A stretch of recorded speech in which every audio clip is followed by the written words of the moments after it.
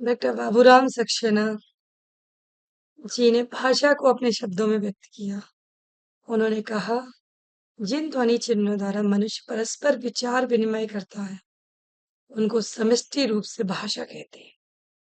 मतलब भाषा क्या है कि जो हमारे विचार हैं, जो हमारा आदान प्रदान का सामान है, जो शब्द हैं, जो संपदा है, उस ध्वनि चिन्हों के संकेतों को ही भाषा कहा जाएगा।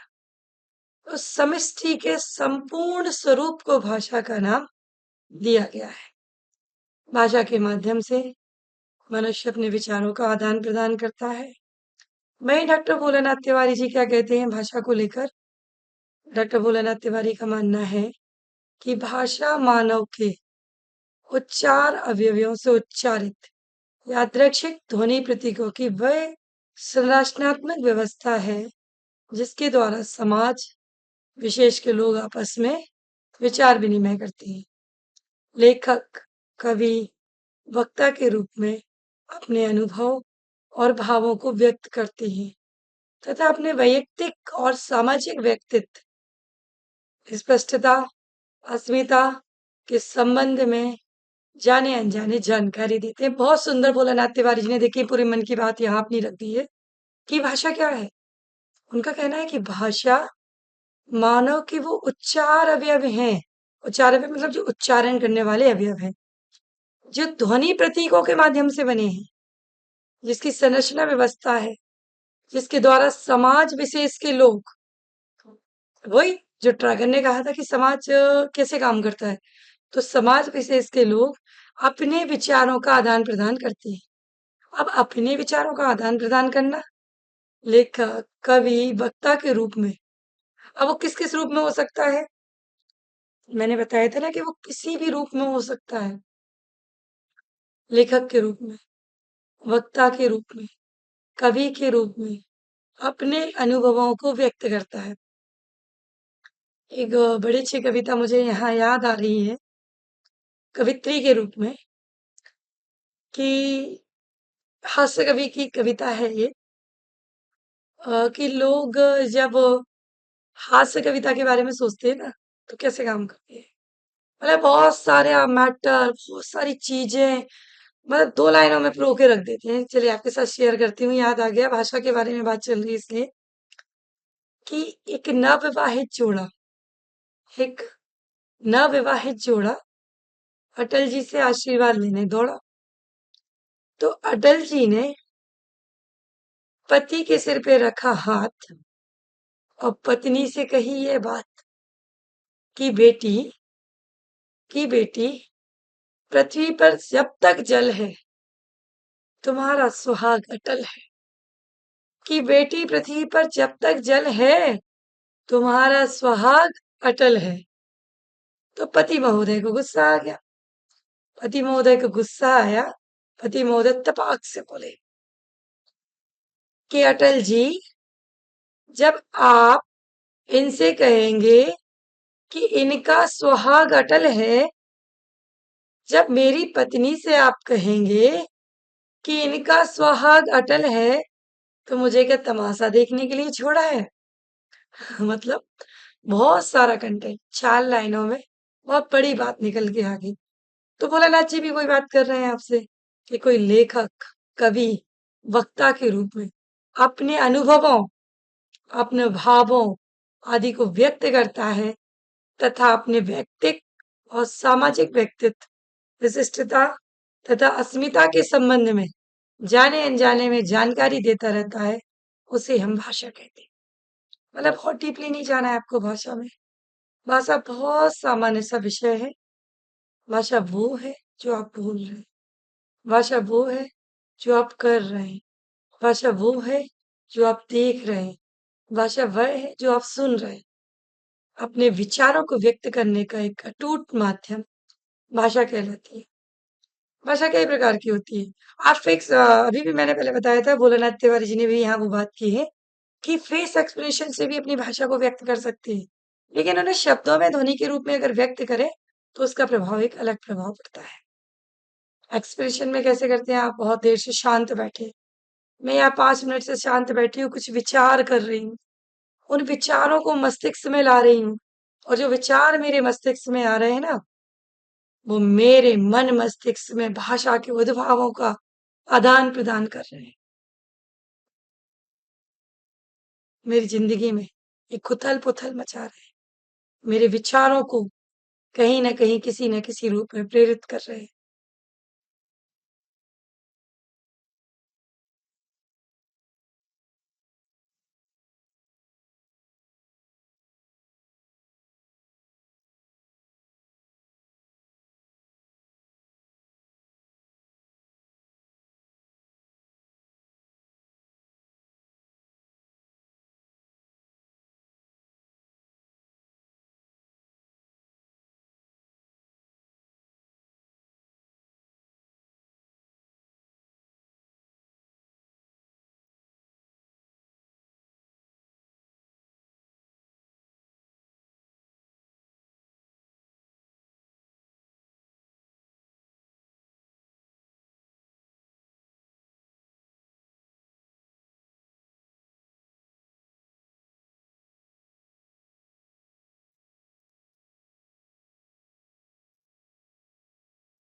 मेरी शांति आपने देखी, लेकिन मेरे मस्तिष्क में कितने प्रकार के विचार आए।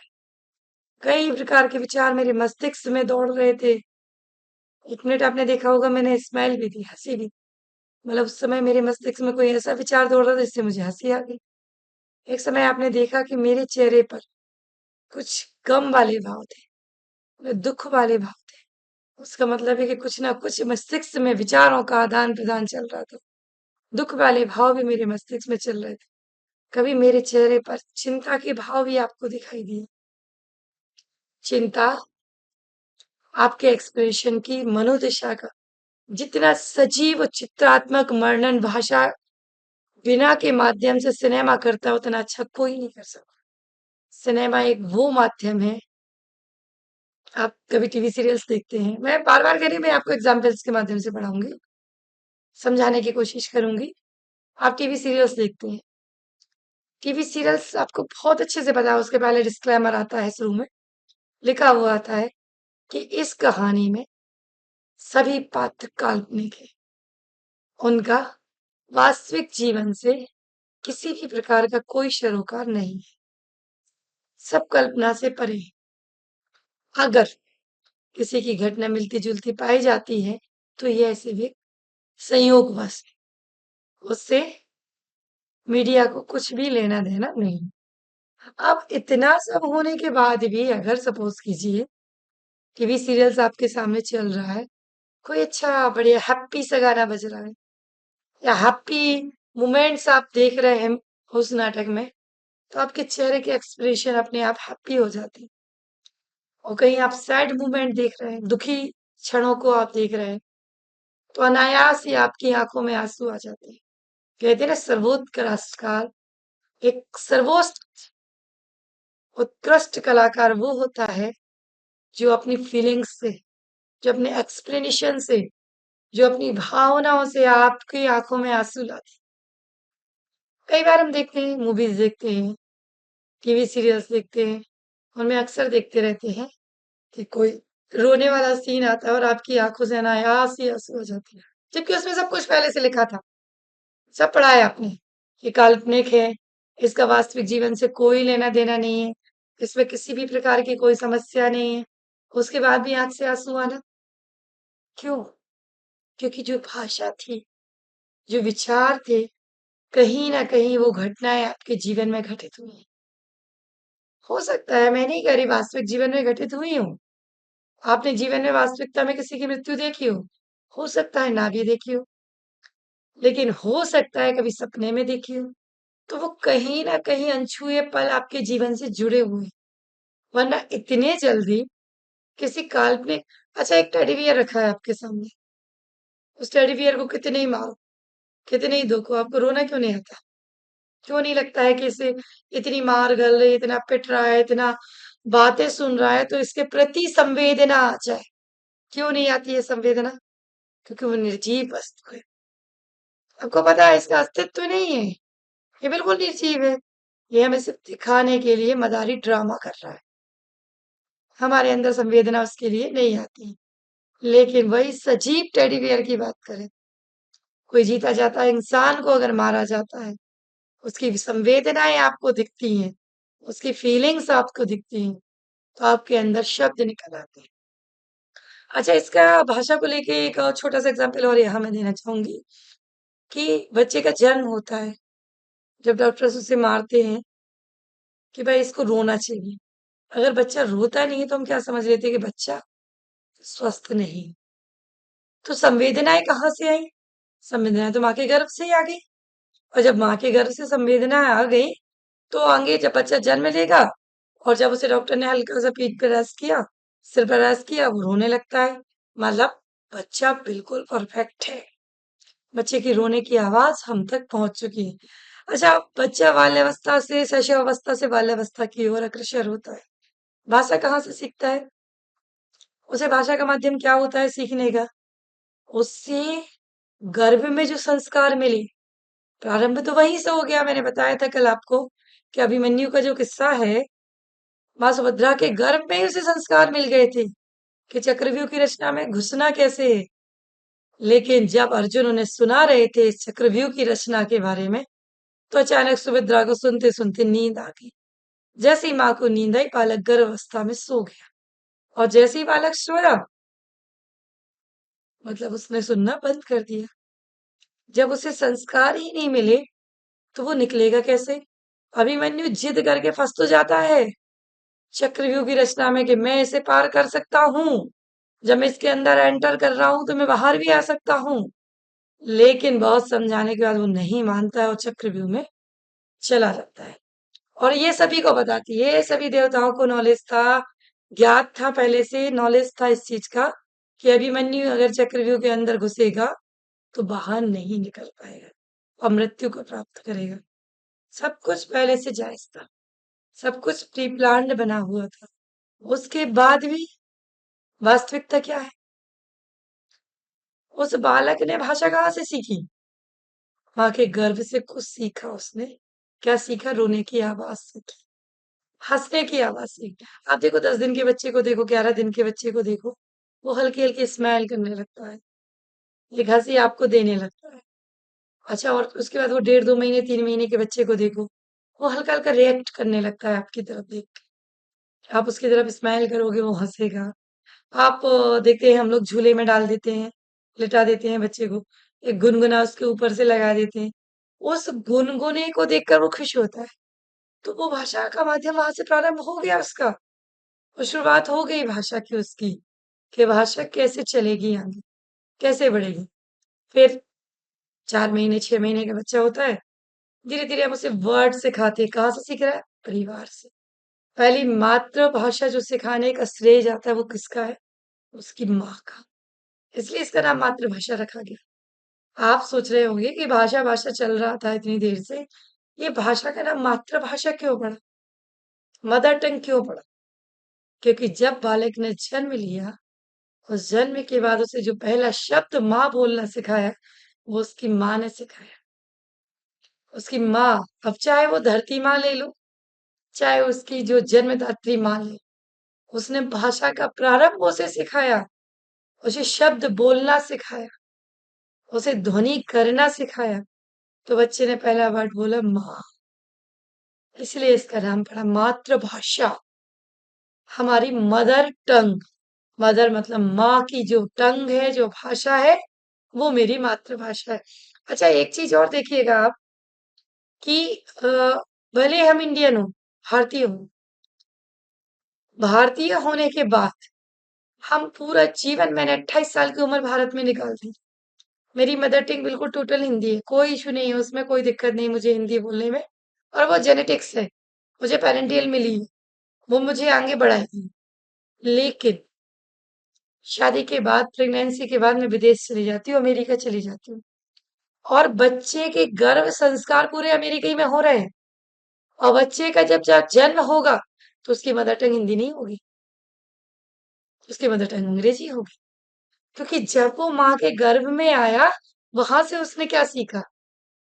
क्योंकि माँ तो उस दौरान विदेश में थी, और विदेश में उसका जन्म हुआ, तो इतनी अच्छी फ्लुएंसी उसकी हिंदी की नहीं होगी, जितनी अच्छी फ्लुएंसी भारत के अंदर जन्म लेने वाले बच्चे की होगी। तो बच्चे की सिर्फ जन्मभूमि को लेके हम यहाँ कोरिलेटेड नहीं कर सकते। जन्मभूमि के साथ-साथ ये हमारी माँ की टंग है, हमारी मातृभाषा है, इसलिए उसके अंदर वो संस्कार आ जाते हैं।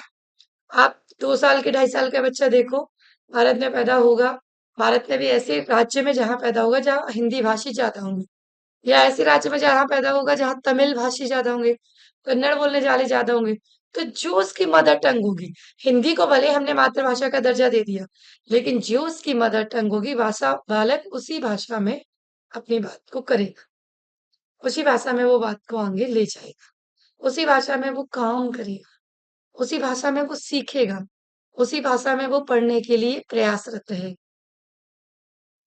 अब भाषा का स्वरूप जो था, भोलानाथ तिवारी जी कहते हैं यहाँ पर कि वो जो भाषा है, जो लेखक, कवि, वक्ता अपने रूप में व्यक्त कर रहा है, जो अपने विचारों को दूसरों तक पहुंचाने का माध्यम बना रहा है, वो एक भाषा का स्वरूप है।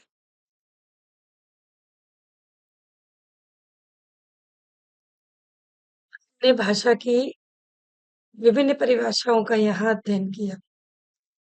कई प्रकार से हमने भाषा को समझा, भारतीय साहित्यकारों के माध्यम से भी और विदेशी साहित्यकारों के माध्यम से। दोनों में ऐसा कोई मूल मौलिक अंतर हमें प्राप्त नहीं हुआ। दोनों ने एक ध्वनि व्यवस्था को कार्य करते हुए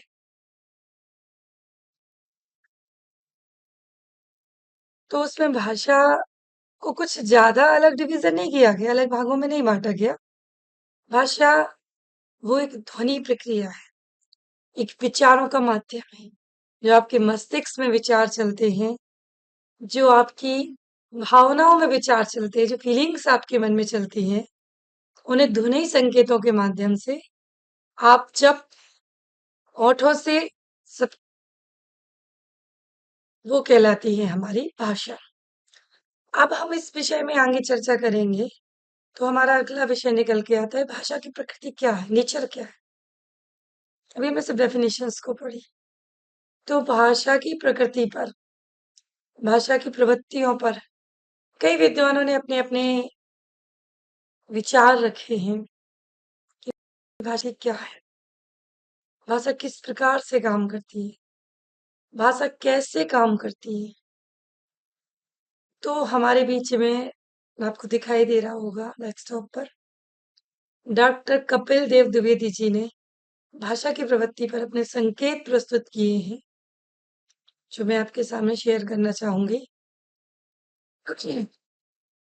भाषा सर्वोत्तम ज्योति है।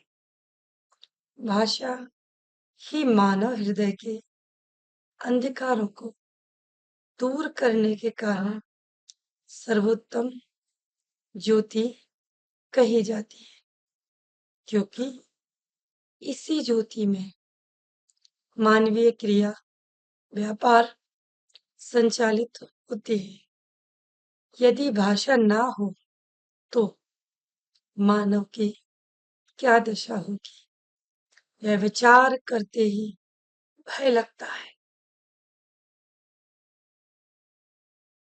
आचार्य भर्तृहरि ने स्वीकार किया है कि भाषा ज्ञान को प्रकाशित करती है, उसके बिना सविकल्प नाम रूपादि युगत नाम संवन है। मतलब अगर भाषा नहीं है तो ये विकल्प नहीं है, कोई रूपादि गुण नहीं है, कोई ज्ञान नहीं है, कोई विधि नहीं है, कोई प्रकाश नहीं है, हर संसार प्रकाशहीन हो गया। आचार्य दंडी ने भी काव्य दर्श में स्वीकार किया है कि यदि शब्द रूपी ज्योति संसार में ना जलती तो संसार में चारों तरफ अंधेरा ही अंधेरा रहता।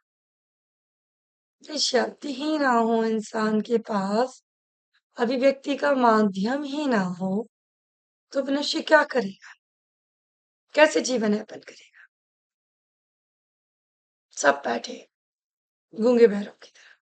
शांत, चुपचाप, किसी को किसी से कुछ नहीं बोलना है, किसी को किसी से कुछ नहीं कहना। अच्छा, मेरी हंसी देख के आप लोगों को लग रहा होगा मैम क्यों हंस रही है। मुझे अचानक फिर एक एग्जाम्पल याद आ गया। एग्जाम्पल कुछ इस प्रकार का है कि हम सब साथ में बैठते हैं। जब परिवार को ले लो, ऑफिस को मत लो, परिवार को ले लो।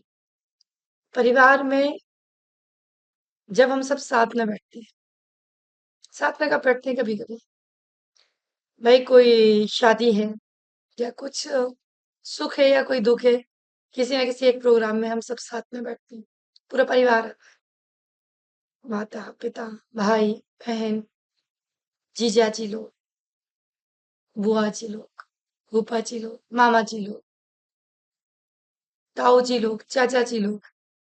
अब वहां जो है ना, कहते हैं अगर कोई शादी का प्रोग्राम हो रहा है ना, तो सबसे ज्यादा मुंह फुला के जानते हैं कौन घूमता है? फूफा जी। क्यों घूमते हैं फूफा जी मुंह फुला के? मेरी तो शादी में कोई सुनवाई नहीं है, मेरी तो यहाँ कोई बात ही नहीं हो रही है। अब मेरी शादी में जब सुनवाई नहीं होगी, भाई जब से उनका खुद का दामाद आया है, तब से मेरी शादी में सुनवाई बंद हो गई है। नहीं तो एक समय तो जब पापा जी हुआ करते थे, तब जिया जी की ही सुनवाई होती थी। अब तो ना बुआ की सुनवाई है ना फूफा जी की सुनवाई। अब इस परिस्थिति में अगर शादी का माहौल है और परिवार में चार फूफा ऐसे मिल जाए, चार बुआ जी ऐसे मिल जाए, वैसे भाषा को समझाने की कोशिश कर रही हूँ, पारिवारिक घटनाओं को नहीं ले रही, क्योंकि आपने अभी पुराने जितने भी राइटर्स को पढ़ा है, इसमें हर राइटर ने आपसे ये कहा है कि विचार अभिव्यक्ति, समाज, व्यक्ति, परिवार आपस में मिलने जुलने का एक माध्यम भाषा ही तो है। मैं उसी के बारे में डिस्कशन कर रही हूँ। चार फूफा जी आए शादी में, चारों मुंह फुलाए बैठे हैं कुर्सी पे, खाना बनाने वाला खाना बना रहा है। अब फूफा जी का काम होता है मोस्टली खाना देखने का, ज्यादातर वो खाने का स्टॉल देखते हैं कि सारी व्यवस्थाएं चौकस है या नहीं। अब फूफा जी खाना देख रहे हैं, फूफा जी देख रहे हैं खाने में, बोल भी नहीं पा रहे, गुस्सा है भाई, बोला और साले साहब अभी गुस्सा हो गए तो, या मैंने कुछ बोला पापा जी गुस्सा हो गए तो, नहीं नहीं बोला, मुझे नहीं। अब उसके बाद शाम का समय आता है, खाने के बाद सब पूरा परिवार बैठा है, चारों फूफा ऐसे बैठे हैं।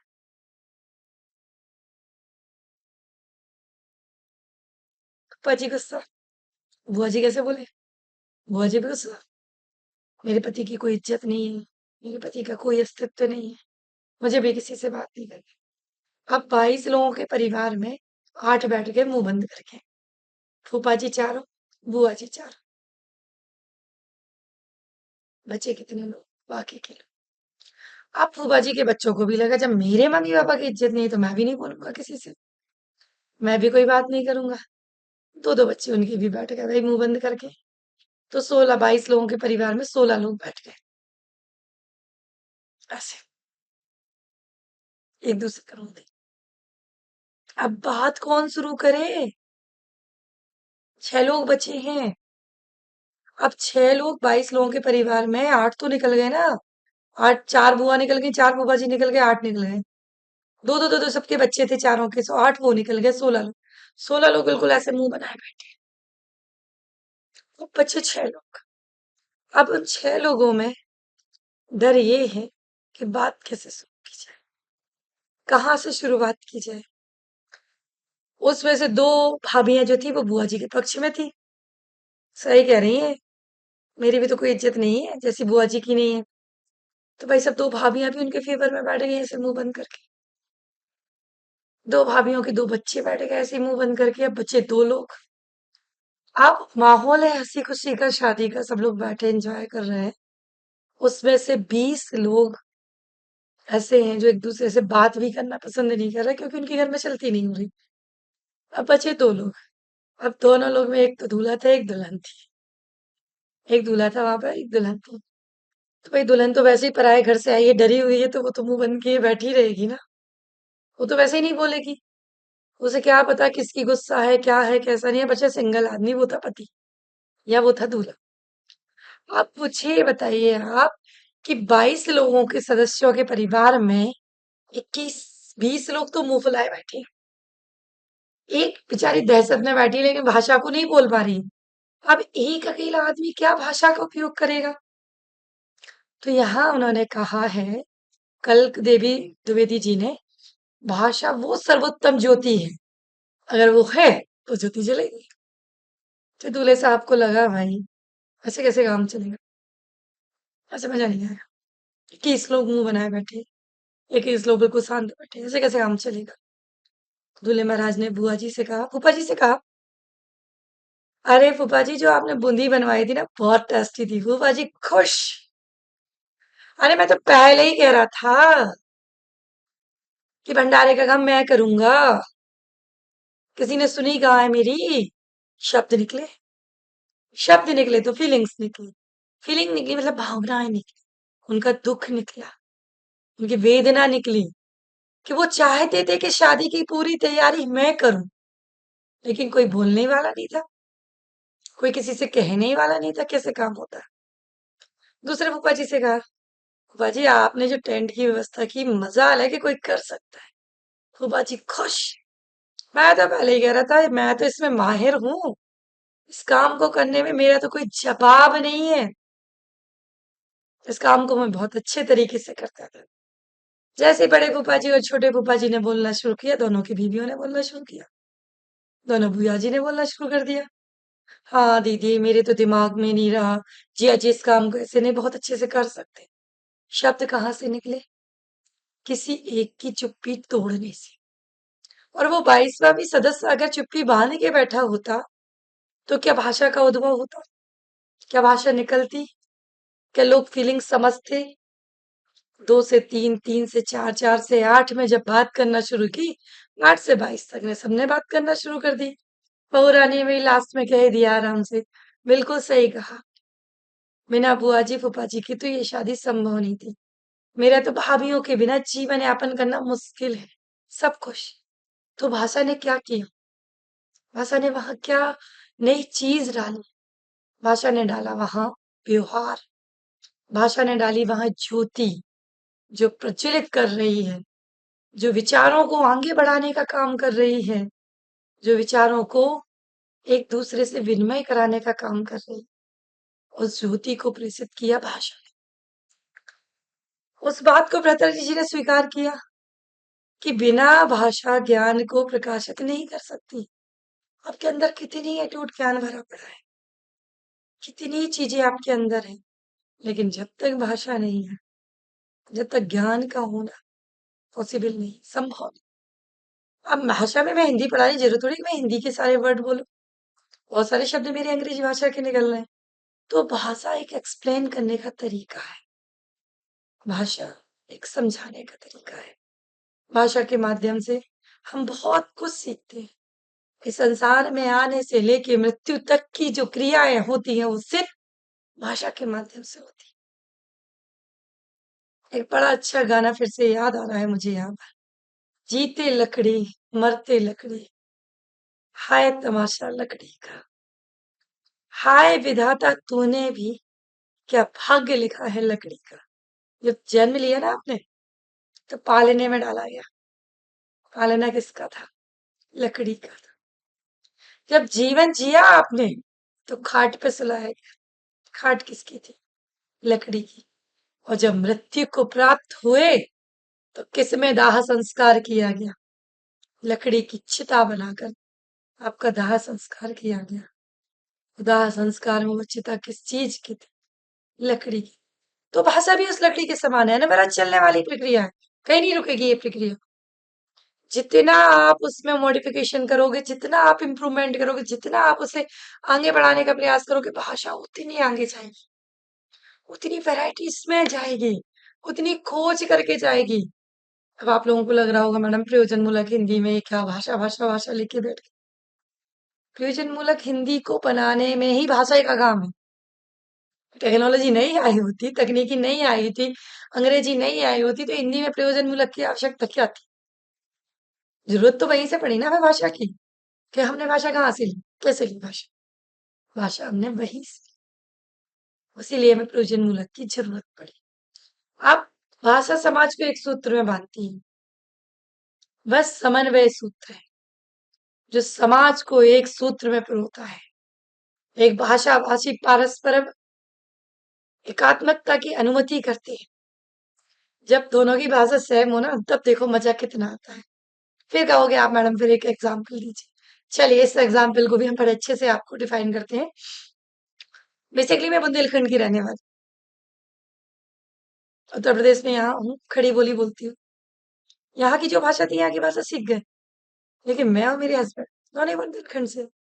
तो हम कभी जब आपस में बात करते हैं ना, तो हम बुंदेलखंड में ही बात करते हैं। जो हमारी भाषा है, जो हमारी बोली है, बुंदेलखंडी।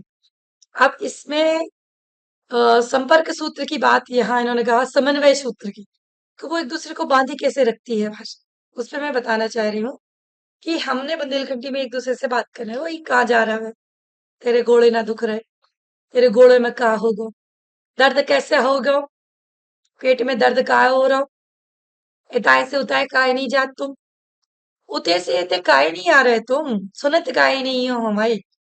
अब इस तरीके की लैंग्वेज जब हम दोनों बैठे हैं तो बात करते हैं। अब जब बात की जा रही है तो भाषा का स्वरूप उसमें एडवांस हो रहा है। तो हमारा बात करने का तरीका हमारे हिसाब से होता है कि हम कैसे बात कर रहे हैं, क्या कर रहे हैं, कैसे काम कर रहे हैं।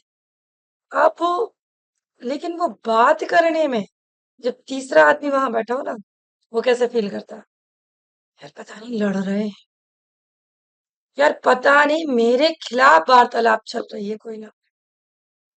तो कई मुद्दे होते हैं जब भाषा को हम एक सूत्र में बांधने की बात करते हैं, तो वो किस माध्यम से एक सूत्र में बनती है, कैसे वो आगे बढ़ती है, विश्व मानव को एक सूत्र में समन्वित कर देती है। ऋग्वेद में भाषा को राष्ट्र सर्वसम्मति की भाषा कहा गया है, जिसका अर्थ है राष्ट्र का निर्माण करने वाली। जो भाषा एक राष्ट्र का निर्माण करती है, वो भाषा कही जाती है।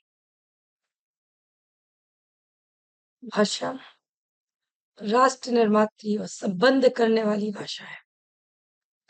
भाषा सर्वशक्ति संपन्न है। भाषा विश्व की सबसे महान शक्ति संपन्न वस्तु है। भाषा नहीं है तो क्या देश का मतलब। हमारे प्राइम मिनिस्टर जी आदरणीय नरेंद्र मोदी जी जब हिंदी में अपना भाषण देते हैं, तो एक व्यक्ति मंत्र मुग्ध होकर सुनता है। क्यों, हिंदी हमारी राष्ट्रभाषा है, वो हमें समझ में आ रही है, वो कैसे काम कर रही है। तो पूरी शक्ति को, महान शक्ति को एक श्रेय रूप में बांधने का काम करने वाली भाषा होती है। भाषा विश्व की रचना का श्रेय दिया गया है। भाषा को विश्व की रचना का एक श्रेय दिया गया है कि विश्व की रचना करने में भाषा की अहम भूमिका है। अब आप कहोगे विश्व की रचना करने में भाषा की भूमिका कैसे होगी? मेरे हिसाब से तो विश्व की रचना करने में मनुष्यों की भूमिका है।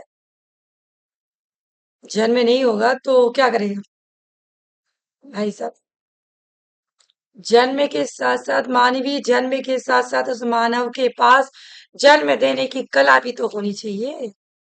अब वो कला कहाँ से आएगी? भाषा के माध्यम से आएगी। वो कहाँ से आएगी आपके अंदर की कला? भाषा के माध्यम से।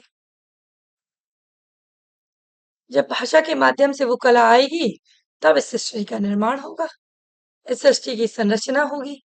इस सृष्टि की संरचना करने के लिए, ठीक है, आप या आपके मन में क्वेश्चन आया होगा, आना भी चाहिए, ऐसा नहीं नहीं आना चाहिए। जब आप सुन रहे हैं, पढ़ रहे हैं, समझ रहे हैं, तो प्रश्न ना आए मतलब आपने कुछ नहीं समझा। एक प्रश्न आपके दिमाग में कौन देना चाहिए? प्रश्न ये है कि आदि मानव जिस समय थे, क्या उस समय भी भाषा का उद्भव विकास था? अभी मैंने सबसे शुरू में आपको बताया था, भाषा सबके पास है। जानवरों के पास क्या भाषा नहीं? कुत्ते, बिल्ली सब भाषा बोलते हैं। तोता, मैना, चिड़िया सब अपनी अपनी भाषा बोलते हैं। उनके जो सांकेतिक भाषा का स्वरूप है, उसके माध्यम से वो लोग अपने काम को करते हैं, उस भाषा के रूप में। लेकिन मनुष्य के पास जो भाषा है, उसकी वो अभिव्यक्ति करता है। तो आपके मन में प्रश्न आया कि जब आदिमानव काल था, उस समय पे भाषा का क्या अस्तित्व था? उस समय भाषा नहीं थी। क्यों नहीं थी? आदिमानव ने सिखाया हमें, पत्थर से पत्थर टकराएगा तो आग बनेगी।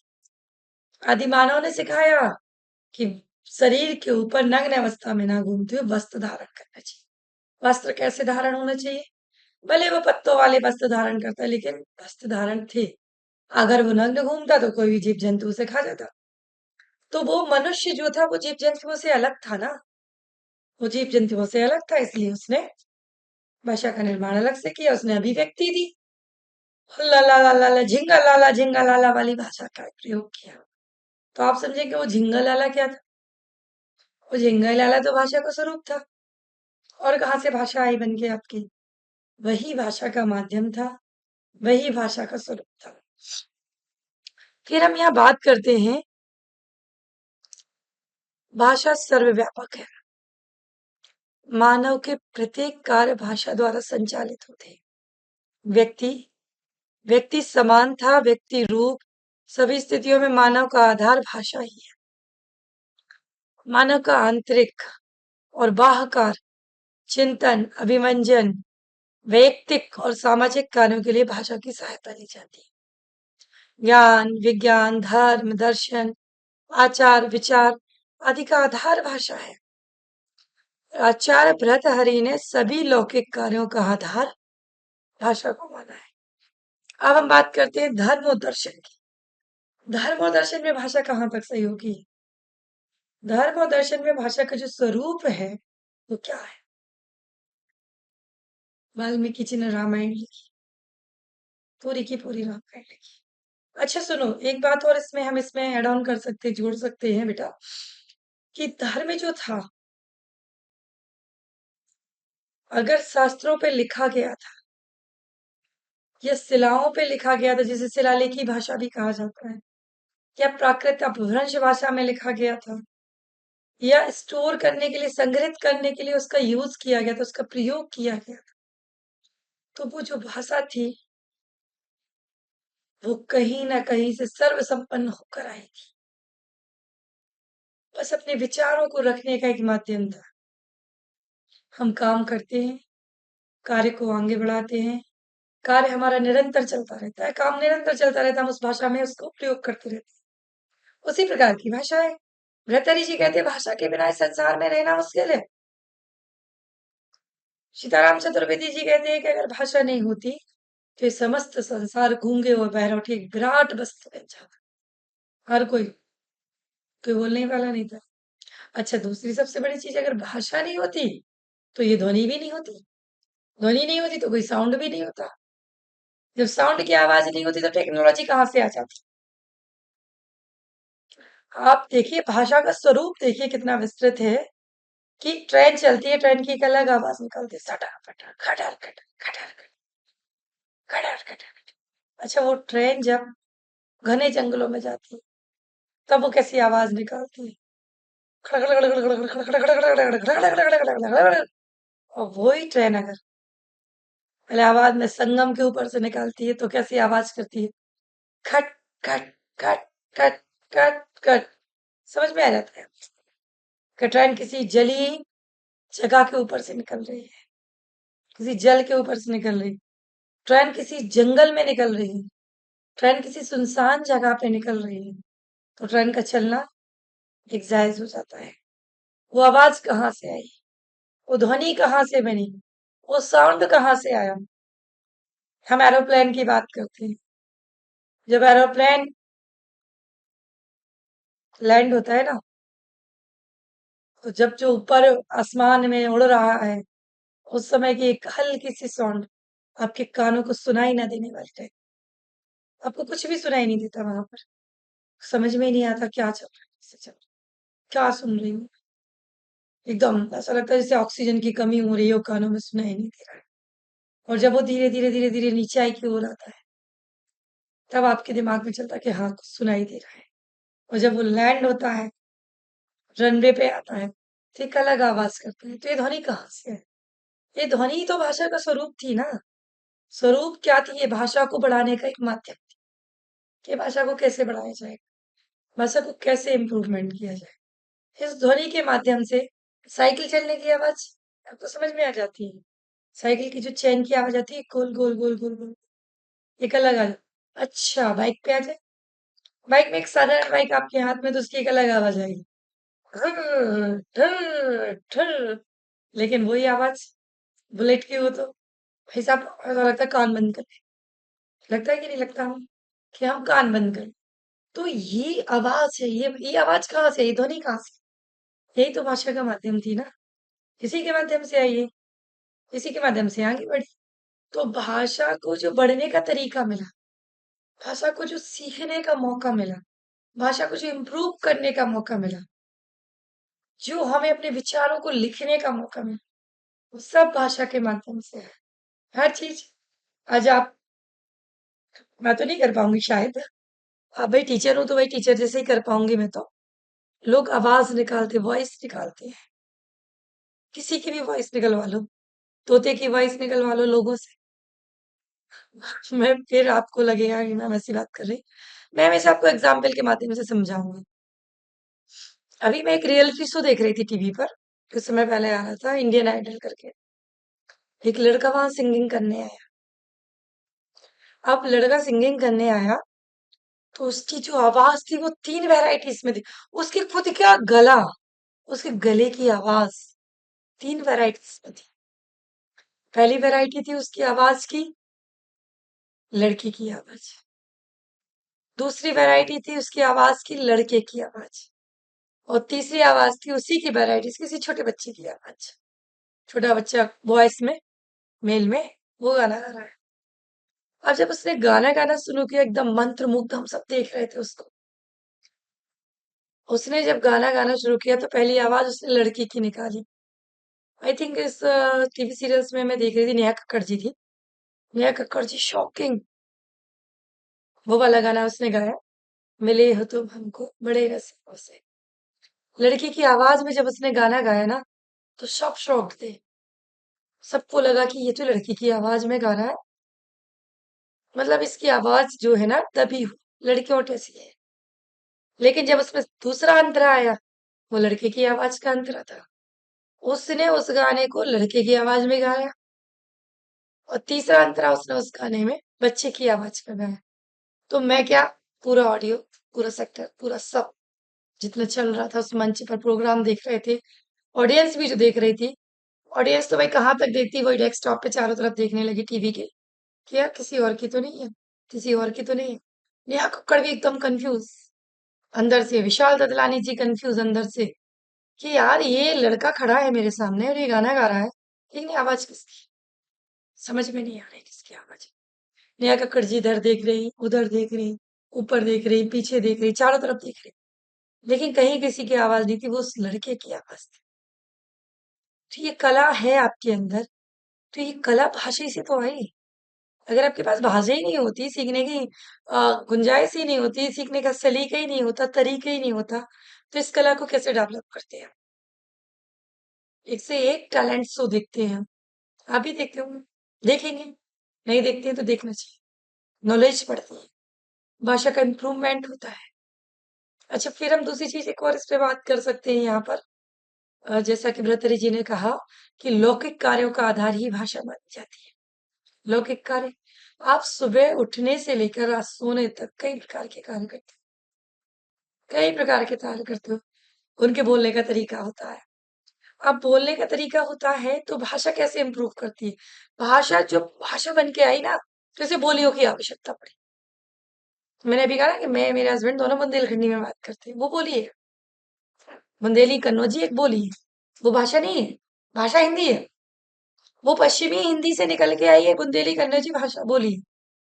18 बोलियां भारत के अंदर जो बोली जाती हैं उनमें से एक बोली है बुंदेली, जो मैं बोलती हूँ, बुंदेलखंडी। अब ये भाषा कैसे आई, ये कहाँ से कहाँ इसका अस्तित्व चला, किस रूप में भाषा चली? तो भारत में 3 आर्य भाषा है। एक थी प्राचीन कालीन आर्य भाषा, दूसरी थी मध्यकालीन आर्य भाषा, और तीसरी थी आधुनिक कालीन आर्य भाषा। तो प्राचीन कालीन आर्य भाषा जो थी, उसमें 2 भाषाएं थी। भाषा की बात कर रही हूँ, अभी मैं बोलियों पे नहीं आई, सिर्फ भाषा की बात चल रही है। मैं उसके बाद बोलियों पे भी आऊंगी। 2 थी, एक वैदिक संस्कृत, एक थी लौकिक संस्कृत। वैदिक संस्कृत क्या होती है? जिस भाषा का प्रयोग वेदों में करा गया, वेद कौन कौन से वेद? ऋग्वेद, अर्थवेद, सामवेद, यजुर्वेद। वेदों में जिस भाषा का प्रयोग किया गया वो वैदिक भाषा थी। अब दूसरी थी लौकिक संस्कृत। लौकिक संस्कृत क्या थी? तो आपने देखा होगा, रामायण आपने सुनी है, वो कन्वर्शन है, वो कन्वर्ट है। आज रामायण जो बनी है रामानुज सागर जी की, अरुण गोविल जी इसमें राम का रोल अदा कर रहे हैं, दीपिका जी जिसमें मैया सीता बनी हुई है, उस रामायण को करीब करीब 22 भाषाओं में बदला गया है। क्यों बदला गया? वो तो भारत में ही फेमस थी ना। भारत की तो राष्ट्रभाषा हिंदी थी, फिर क्या जरूरत थी? नहीं, जो लोकल लैंग्वेज होती है वो होती है बोलियां। जो आपकी लोकल लैंग्वेज होती है वो होती है बोलियां। अब लोकल लैंग्वेज क्या होती है? महाराष्ट्र की तरफ आप जाइए, टोटल मराठी बोलते हैं, सभी लोग मराठी बोलते हैं वहां पर, तो मराठी वहां की बोली है। अब पूरी की पूरी रामायण का जो कन्वर्शन हुआ वो मराठी में हुआ। मैं भी मुंबई गई थी, मैंने देखा, रामायण देख रही थी, मराठी भाषा में आ रही थी, वही अरुण गोविल जी थे, वही दीपिका जी थी, लेकिन भाषा मराठी चल रही थी। तो क्या वो रामायण बनी थी वो हिंदी में बनी थी कि मराठी में बनी थी? अगर मराठी में बनी थी तो हमारे सामने हिंदी में क्यों रिप्रेजेंट करी है? और हिंदी में बनी थी तो उनके सामने क्यों मराठी में? जो भाषा का जो नीचे वाला तबका होता है वो कहलाती है बोली। उस बोली के कारण ये भाषा का उद्भव और विकास होता है, ये बढ़ती है, ये आगे बढ़ती है। मराठी में बन गई, फिर तमिल में बन गई, तमिल के बाद कन्नड़ में भी बनी। ये पूरी रामायण कन्नड़ में लिखी गई, पूरी की पूरी रामायण आपको सीन वही चलेंगे, श्री राम जी आपके वहीं रहेंगे, सीता मैया आपकी वहीं रहेंगी, लेकिन रहेगा कंटेंट क्या? बोली वाला, कन्नड़ का। तो भ्रतर जी ने जब ये कहा कि लौकिक कार्यों का आधार भी भाषा है, तब हमें लगा कि भाषा सीमित नहीं है, भाषा असीमित है। इसे बांटो, इसे कई वैरायटीज में बांटो। आज हम बोलते हैं वो बुंदेली है। आज मैं यहाँ नौकरी कर रही हूँ, यहाँ खड़ी बोली का प्रचलन है, मजबूरी है, खड़ी बोली में मुझे बात करनी पड़ती है आपसे। बाकी मुझे जो मेरे दिल का एहसास होता है वो बुंदेलखंडी में होता है, अपनत्व झलकता है। तो जो अपनत्वपन की जो भाषा थी वो बोली के रूप में उभर कर आई, जिसमें जिसमें अपनत्वपन झलका वो बोली झलका। इसका एक एग्जाम्पल मैं आपके बीच में शेयर करना चाहती हूँ, मैं बच्चों को मोस्टली बताती हूँ एग्जाम्पल, कि क्लास में लेक्चर चल रहा है, ठीक है, चल नहीं रहा है, शुरू होने वाला, चल नहीं रहा है, शुरू होने वाला है लेक्चर। मैं क्लास के अंदर गई, मोस्टली आजकल की जनरेशन भी, हम लोग भी करते थे हालांकि, ये तो कि लंच के बाद अगर लेक्चर हो तो बड़ा टिपिकल होता है लेक्चर में जाने में। अगर लंच के बाद आपका लेक्चर हो ना, तो बहुत सारी समस्याओं को लेते हुए आप क्लास में पढ़ाने जाती हैं। क्लास के अंदर मैं जाती हूँ, तो लंच के बाद क्या होती है ना स्थिति, कुछ बच्चे लंच करके टिफिन बंद करके बैठ चुके होते हैं, पूरे प्रिपेयर होके कि मुझे पढ़ना है, पढ़ने के मूड। कुछ बच्चे ऐसे होते हैं, एक पराठा का बाइट बचा है, अभी इसको छोड़ के जल्दी टीचर आएगा, उसके बाद टैक्स में से आराम से निकालेंगे फिर खाएं, तब मजा आएगा। भाषा और बोली के बारे में बता रही हूँ मैं, सिर्फ आपको ये एग्जाम्पल के थ्रू कि कैसे हम इसमें डिफाइन करेंगे, कैसे इसको परिभाषित करेंगे, कैसे इनका अर्थ निकाल के लाएंगे। तो मैं क्लास के अंदर जाऊंगी, तो जिन बच्चों ने तो सब पैक कर लिया उनका तो कोई इश्यू नहीं है, जिन्हें टेबल के अंदर छिपा के रखा है, और अचानक गलती से मेरे मुंह से निकल गया, बड़ी अच्छी खुशबू आ रही है आलू के पराठे की, तब आपकी रिस्पॉन्सिबिलिटी क्या बनेगी? किसका लंच बॉक्स खुला है क्लास में? मुझे पता भी चल गया कि अदिति का लंच बॉक्स क्लास के अंदर खुला है, तो अदिति की वहां रिस्पॉन्सिबिलिटी क्या बनेगी मेरे लिए? अदिति मुझसे यही कहेगी, मैम प्लीज आप भी लेंगे क्या? बताइए, और क्या कहेगी वो लड़की मुझसे? मैम प्लीज आप भी लेंगे क्या? मेरा जवाब होगा, नहीं बेटा, एंजॉय करो, लेकिन अभी क्लास शुरू हो गई है, लेक्चर स्टार्ट हो गया है, टिफिन बंद करो उसके बाद अच्छा, अब मैं सिचुएशन चेंज कर रही हूँ उस भाषा को लेकर। अब लंच टाइम खत्म हो गया, मेरा लेक्चर है, मैं लेक्चर में नहीं गई। अदिति की कोई फ्रेंड क्लास के अंदर एंटर की, दूसरी क्लास की, उसकी बहुत अच्छी फ्रेंड्स थी, और अदिति का सैम वो लंच बॉक्स खुला हुआ है सामने, और वो पराठा खा रही है। अब अदिति उस फ्रेंड से क्या कहेगी? बताइए। अदिति उस फ्रेंड से क्या कहेगी? उसकी क्या लैंग्वेज होना, क्या बोली होना चाहिए उसकी? जो मेरे प्रति थी वो मैंने आपको बता दी। अब उसकी सहेली अगर क्लास के अंदर घूम रही है या आई है, सडनली आई है, उसका लंच बॉक्स शेयर कर रही है, वो अपना खा रही है, तो उसकी प्रतिक्रिया क्या होगी? भाषा को वो कैसे डेवलप करेगी, कैसे बताएगी? तो वो वहां ये करेगी, यार खाएगी क्या, चला जा बैठ जा, मम्मी ने 2 पराठे रखे थे, एक तेरा एक मेरा। या फिर क्या परिस्थिति होगी उसके साथ? भाषा कैसे बदली? इंसान बदला है, इंसान बदलते ही भाषा का स्वरूप बदल गया। पहले क्लास में टीचर गई थी, टीचर ने पूछा खुशबू बहुत अच्छी आ रही। बच्चे को कहना पड़ा कि मैम प्लीज आप लेंगी, शेयर करेंगी क्या? एटलीस्ट आधा बाइट ही ले लीजिए, लेकिन ले लीजिए। और मेरी जगह सिचुएशन चेंज हुई, उसकी फ्रेंड्स आ गई और उसकी सहेली आई, तो उसने क्या किया, लेगी यार, मम्मी ने 2 बना के रखी थी, एक तू खा ले एक मैं खा लेती हूँ। अगर उसने सपोज करो नहीं किया अप्रोच, नहीं पूछा, तो उसकी दोस्त क्या करेगी? आपकी दोस्त होती तो वो क्या करती? डेफिनेटली वही कर, बिल्कुल वही करती जो आपके दिमाग में चल रहा है।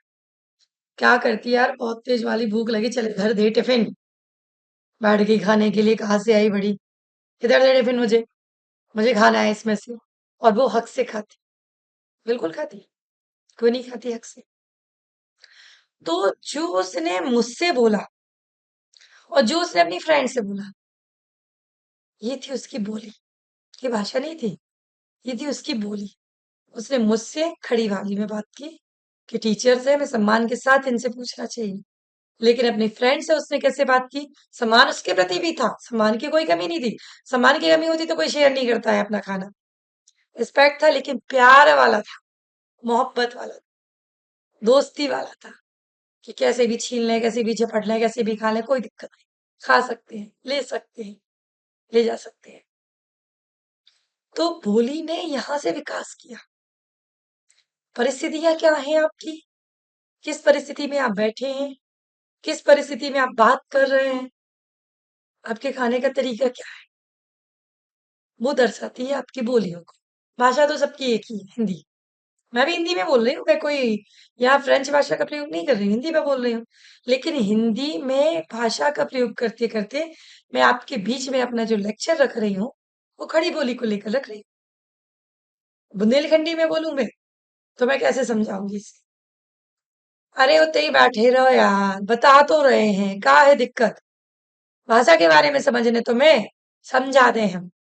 भाषा कोई बड़ा मुद्दा नहीं है हमारे लाने, कोई माई बाप नहीं है हमारी भाषा, जो हमें थे पागलों वहीं सुन रहे हैं और तुम्हें समझा रहे हैं। तो ऐसा नहीं समझा सकती मैं आपको, क्योंकि आपको समझाने के लिए मुझे अपनी भाषा का सदुपयोग करना पड़ेगा। अब भाषा जो बढ़ी ना, विभाषा की ओर बढ़ी, और विभाषा के बाद वो बढ़ी बोलियों की ओर। तो भाषा ने,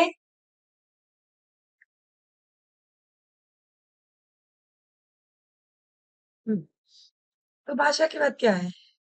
विभाषा ही है। विभाषा की बात आई बोली। तो हम शुरुआत करते हैं बोली से, ठीक है? अभी हमने सिर्फ भाषा पे कंसंट्रेशन बिठाया अपना, कि भाषा क्या थी। अब मैं बात करती हूँ जब भाषा, विभाषा और बोली के बारे में, तो शुरुआत मैं करूंगी आपसे बोली के बारे में। बोली किसे कहते हैं? जो छोटे क्षेत्र में बोली जाती है। छोटे क्षेत्र से मतलब क्या हुआ? छोटे क्षेत्र से मतलब क्या हुआ? जैसे मैंने अभी बताया ना कि मैं कहाँ की रहने वाली हूँ, बुंदेलखंड से। बुंदेलखंड से बिलोंग होने के बाद मेरी जो क्षेत्रीय भाषा है, बोली है, उसे भाषा कहेंगे, परिनिष्ठित रूप है वो भाषा का, लेकिन वो मेरी बोली है। मैं ऐसा बोलती हूँ। हम बात करते हैं तो अपनी बोली में करते हैं, सभी करते हैं अपनी बोली में बात। अब उसमें कोई हेजिटेशन वाली बात तो है नहीं। अब जो बोली के बाद जो क्रिया होती है, वो होती है विभाषा या भाषा की। तो बोली में जब साहित्य रचना होने लगे, समझ रहे हैं मेरी बात को? आप एमए हिंदी का कंटेंट तैयार कर रहे हैं, तो पीसी लेवल तक आते आते आप साहित्य के बारे में बहुत अच्छे से समझने लगेंगे। तो जब हम बोली को साहित्यिक भाषा के रूप में प्रयोग करते हैं, तो वो बन जाती है विभाषा या उपभाषा। या तो वो विभाषा बन जाती है या वो उपभाषा बन जाती है। अब भाषा कब बनती है?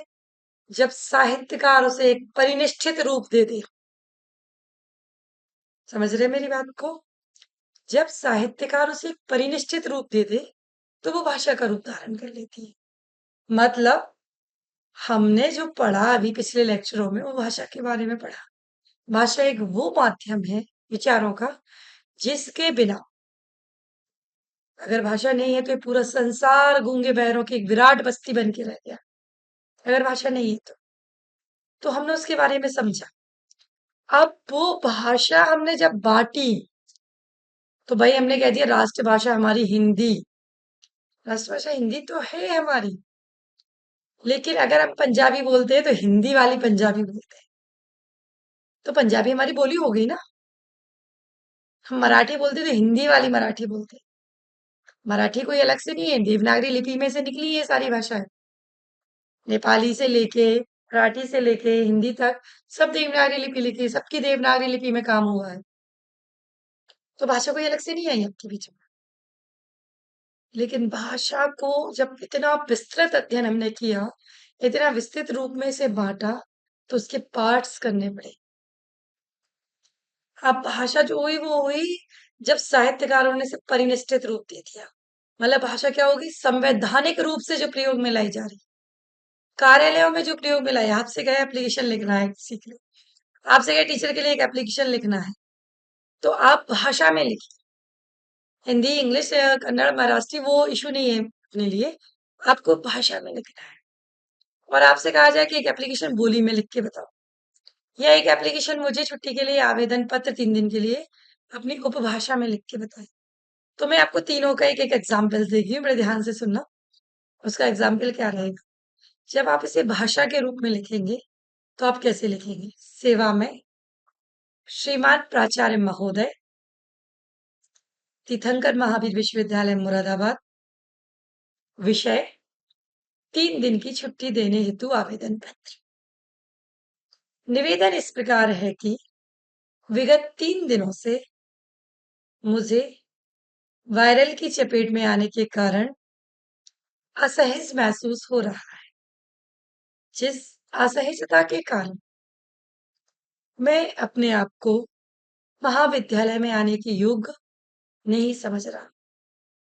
तब महोदय से निवेदन है कि मुझे 3 दिन का अवकाश प्रदान करने की कृपा करें। जैसे ही मैं स्वस्थ होता हूँ, पुनः महाविद्यालय को ज्वाइन करूंगा। धन्यवाद। डॉक्टर नम्रता जैन, सहायक अध्यापक, तीर्थंकर महावीर विश्वविद्यालय मुरादाबाद। ये एक एप्लीकेशन लिखने का तरीका हो गया जब भाषा की बात है। अब मैंने आपसे कहा, आप लिखा ये हमेशा भाषा में जाएगा। साहित्यकार ने जब उसको परिनिष्ठित रूप दे दिया, संवैधानिक रूप से आ गई है, कार्यालय के रूप में प्रयोग हो रही है, तो ये आएगा इसी रूप में, इससे हटके नहीं आएगा। अब आपसे इसी लेटर को लिखने की बात हो रही है, इसी एप्लीकेशन को लिखने की बात हो रही है, वो हो रही है आपकी उपभाषा के रूप में या विभाषा के रूप में। तो आप उपभाषा विभाषा में कितना मतलब एक साहित्य रचना होने लगती है ना, वो वाला टर्म से मैं आपको परिचय कराना चाहती हूँ। तो वो वाला टर्म क्या होता है। सेवा में श्रीमान प्राचार्य महोदय, तीर्थंकर महावीर विश्वविद्यालय मुरादाबाद, निवेदन, विषय 3 दिन से बुखार आने के कारण छुट्टी के लिए आवेदन पत्र। निवेदन इस प्रकार है कि मुझे परसों मच्छर ने काट लिया था, और मच्छर के काटने के कारण डेंगू बुखार हो गया है, और डेंगू बुखार में डॉक्टर्स का कहना है कि आपको घर में रहकर बेड रेस्ट करना है। अब बेड रेस्ट करने के लिए मुझे आपके विद्यालय से अवकाश की आवश्यकता पड़ रही, इसलिए आपसे निवेदन है कि मुझे 3 दिन का अवकाश प्रदान करने की कृपा करें। मतलब आपको डिटेल साहित्य सिर्फ जो रचनाएं हो रही ना, उस हिसाब से आपको ये लिखना है। तो आपने ये लिखा। अब आप इसको बोली के रूप में लिखिए, जो आप लोकल लैंग्वेज बोली बोलते हो, घर में बोलते हो, पेरेंट्स से बोलते हो, आपसी दोस्तों से बोलते हो, उस लैंग्वेज में आप इस 3 दिन की छुट्टी के लिए आवेदन पत्र लिखिए। कैसे लिखेंगे। 3 दिन के लिए छुट्टी के लिए आवेदन पत्र आपसे लिखने के लिए कहा जा रहा है। आप किस प्रकार से लिखेंगे, आप कुछ इस प्रकार से लिखेंगे।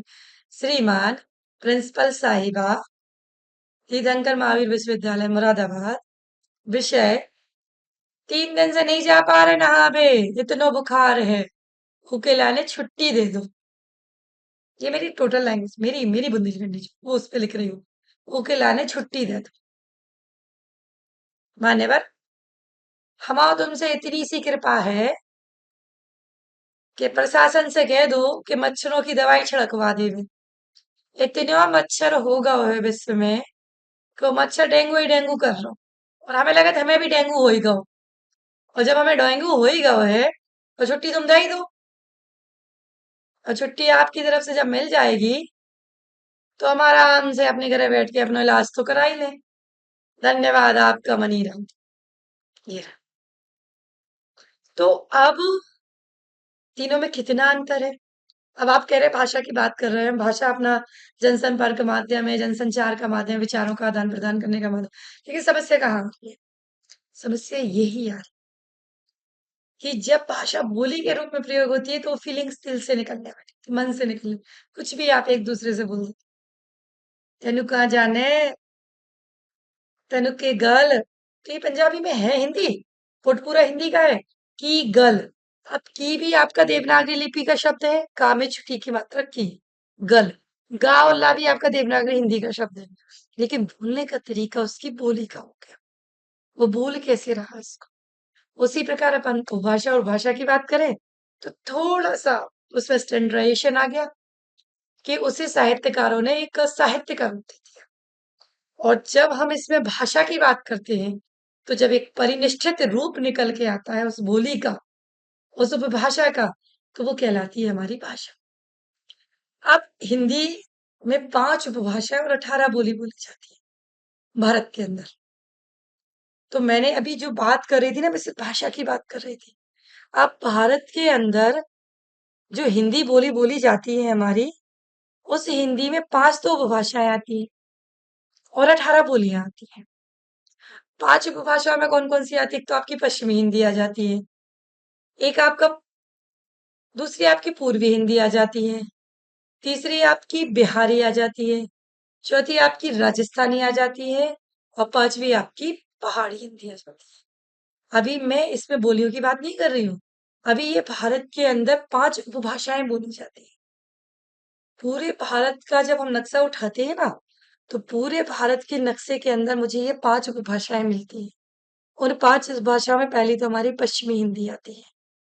पश्चिमी हिंदी हमारा पश्चिम की तरफ का जो एरिया है, जहाँ ब्रजभाषा बोली के रूप में बोली जाती है, कन्नौजी बोली के रूप में बोली जाती है, बुंदेलखंडी बोली के रूप में बोली जाती है, बांगरू बोली के रूप में बोली जाती है और खड़ी बोली बोली जाती है, जिसका मैं प्रयोग आपके बीच में कर रही हूँ। तो पश्चिमी हिंदी एक उपभाषा है। भाषा क्या है हमारी? हिंदी। अब भारत के अंदर हिंदी से रिलेटेड 5 उपभाषाएं हैं और उन 5 उपभाषाओं के अंदर 18 बोलियां हैं, जिनके बारे में हम अच्छे से डिस्कशन अपने नेक्स्ट वीडियो में करते हैं। Thank you.